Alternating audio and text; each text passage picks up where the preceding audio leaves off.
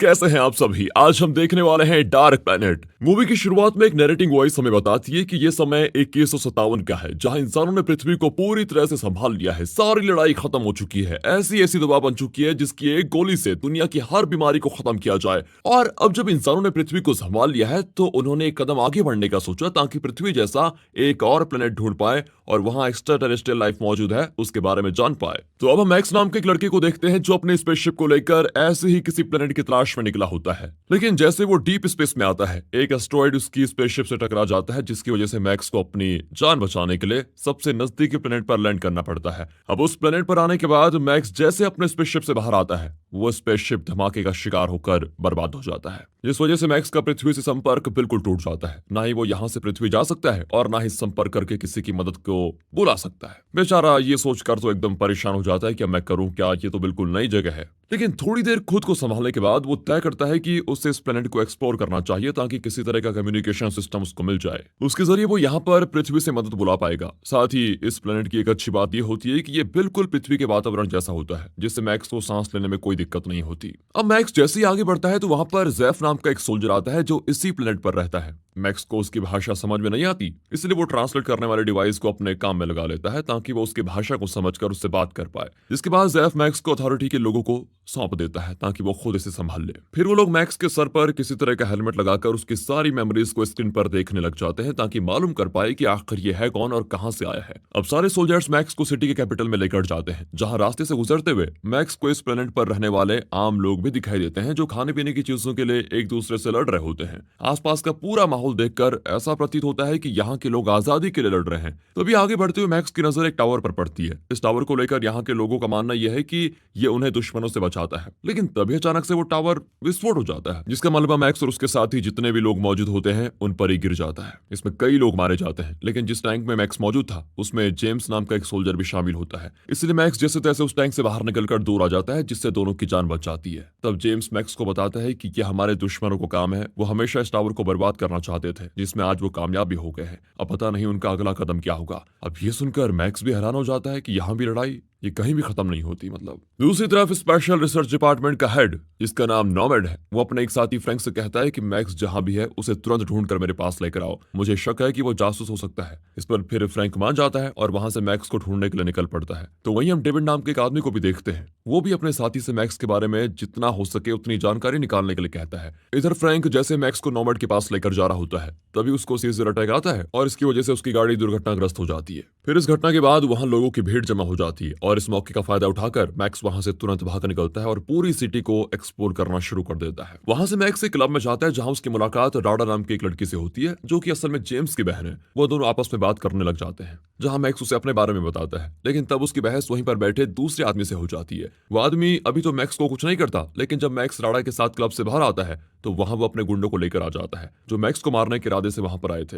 लेकिन मैक्स बड़ी आराम से उन सभी को मार गिराता है, जिसकी बहादुरी देखकर राडा उसे अपने घर लेकर आ जाती है और तब वहां पर जेम्स भी आ जाता है। अब मैक्स उनसे इस प्लेनेट के बारे में पूछता है, जिस पर वो दोनों बताते हैं कि हमें इस प्लेनेट के अलावा दूसरे किसी भी जगह की जानकारी निकालना अलाउड नहीं है, और जिस सिटी में हम रहते हैं उस अथॉरिटी चलाती है, जिसका लीडर टॉम नाम का एक आदमी है। उसी ने हम सबकी प्रोटेक्शन के लिए पूरी सिटी में टावर लगाया है। लेकिन बाकी सिटी की अथॉरिटीज चाहती हैं कि सारी सिटी एक साथ होकर काम करे, लेकिन हमारी सिटी ऐसा नहीं चाहती। इसलिए बाकी सिटी जितनी भी है वो हमारी दुश्मन बन चुकी है, जो हम पर हमला करती रहती है और हमें पूरी तरह से बर्बाद करना चाहती है। ये जानकर मैक्स हैरान हो जाता है, जिसके बाद जेम्स मैक्स को भी सोल्जर की ट्रेनिंग देना शुरू कर देता है, ताकि वो भी दुश्मनों से खुद को प्रोटेक्ट कर पाए। साथ ही राडा और मैक्स धीरे धीरे एक दूसरे को पसंद करने लग जाते हैं। अब कैप्टन के कहने पर मैक्स और जेम्स के साथ बाकी कुछ सोल्जर्स एक मिशन पर जाते हैं। उस मिशन के अनुसार उन्हें कुछ रेबल्स को पकड़ना होता है, जिन पर अथॉरिटी को शक है कि शायद उन्होंने टावर को विस्फोट करने में दुश्मनों का साथ दिया हो। अब मैक्स जब उन रेबल्स के पास जाता है तो उसे वो सारे बिल्कुल नॉर्मल इंसान दिखाई देते हैं, जिन्हें बस अपने परिवार के साथ शांति से रहना पसंद है। तो आखिर ये लोग रेबल कैसे हो सकते हैं, ये उसके दिमाग में आ रहा होता है। लेकिन तब भी उन्हें पकड़कर अथॉरिटी के पास सौंप दिया जाता है, जहां उन्हें बहुत बुरे तरीके से मारकर ये पूछा जाता है कि क्या तुमने उस टावर को उड़ाने में दुश्मन की मदद की थी। जिस पर वो सारे लोग इतनी तकलीफ सहने के बाद भी इस बात को मानने से इनकार कर देते हैं कि उन्होंने टावर को गिराया है। अब मैक्स जेम्स से कहता है कि मुझे नहीं लगता कि रेबल्स बुरे हैं, वो आम इंसान ही तो हैं जिन पर हम जबरदस्ती अत्याचार कर रहे हैं।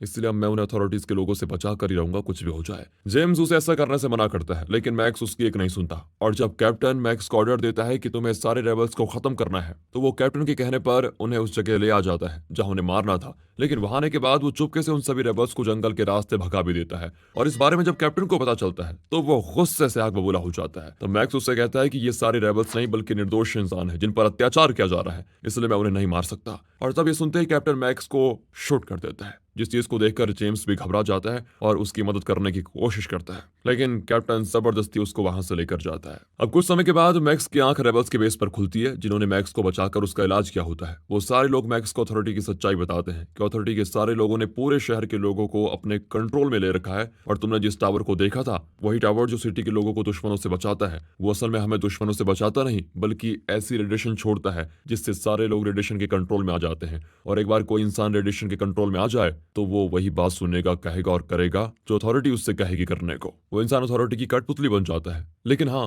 कुछ ऐसे लोग भी मौजूद हैं जिन पर रेडिएशन का कोई असर नहीं होता, और जब रेडिएशन की वेव उस इंसान के साथ से गुजरती है उसे सिर्फ सीजर अटैक आ जाता है। और इसी अटैक की वजह से अथॉरिटी को मालूम पड़ जाता है कि इन लोगों पर रेडिएशन का असर नहीं हो रहा, इसलिए वो ऐसे लोगों को रेबल बताकर उन्हें मारने का ऑर्डर दे देते हैं ताकि सारे रेबल मिलकर अथॉरिटी के खिलाफ ना हो जाए। और लगता है तुम्हारे अंदर भी वही खास बात है, तभी तुम्हारे ऊपर रेडिएशन का असर नहीं हो रहा। अब ये सुनकर मैक्स और हैरान हो जाता है और ये तय करता है कि उसे किसी भी तरह अथॉरिटी की सच्चाई लोगों तक लानी ही होगी। अब मैक्स सभी से कहता है कि सुनो मेरी बात, हमें इस सारे टावर को उड़ा देना चाहिए ताकि सभी अथॉरिटी की कंट्रोल से बाहर हो जाए। इस पर ये सारे मान जाते हैं। तब मैक्स उनकी टीम को लीड करते हुए एक टावर के पास जाता है। जाने के बाद वो सारे सोल्जर्स को मारना शुरू कर देते हैं, इसलिए सोल्जर्स भी उन पर हमला कर देते हैं जिसमें कई सारे मैक्स के साथ ही मारे जाते हैं। लेकिन तब भी मैक्स उस टावर में बॉम्ब लगाकर उसे उड़ाने में कामयाब हो जाता है। लेकिन उसके कई साथी मारे भी जा चुके होते हैं, तो उसे इस बात का बहुत दुख भी होता है। अब मैक्स वहां से जेम के पास आता है जिसे देखकर वह हैरान भी होता है और खुश भी। फिर मैक्स उसे टावर की सच्चाई बताता है, लेकिन जेम्स को इस बात पर पूरा भरोसा नहीं होता कि अथॉरिटी ऐसा कर सकती है। उसे ये यकीन होता ही नहीं कि ये टावर उनकी रक्षा नहीं बल्कि उन्हें कठपुतली बनाने में मदद कर रहा है। वो इसीलिए क्योंकि जेम्स ने अपना पूरा बचपन यहीं पर गुजारा है। लेकिन इसी बीच वहां पर सोल्जर्स आ जाते हैं और उन पर हमला कर देते हैं, जो यहाँ पर उन्हें पकड़ने के इरादे से आए थे, क्योंकि सोल्जर्स को पता चल चुका था कि मैक्स को सच्चाई पता चल चुकी है और उसकी टीम भी है अब, और उसके साथ जेम्स और राडा भी शामिल है। मैक्स और बाकी अब उनसे लड़ने की कोशिश करते हैं, बट सोल्जर्स की तादाद बहुत ज्यादा हो जाती है जिस वजह से वो पकड़े जाते हैं। इसके बाद उन्हें जेल में बंद कर दिया जाता है जहां पर मैक्स के और भी साथी हैं। यहाँ आने के बाद मैक्स की मुलाकात ज़ेफ से होती है, जिसे भी रेबल होने की वजह से यहाँ बंद किया गया था। मैक्स उन सभी को बताता है कि हमें कैसे भी करके इस जेल से निकलना होगा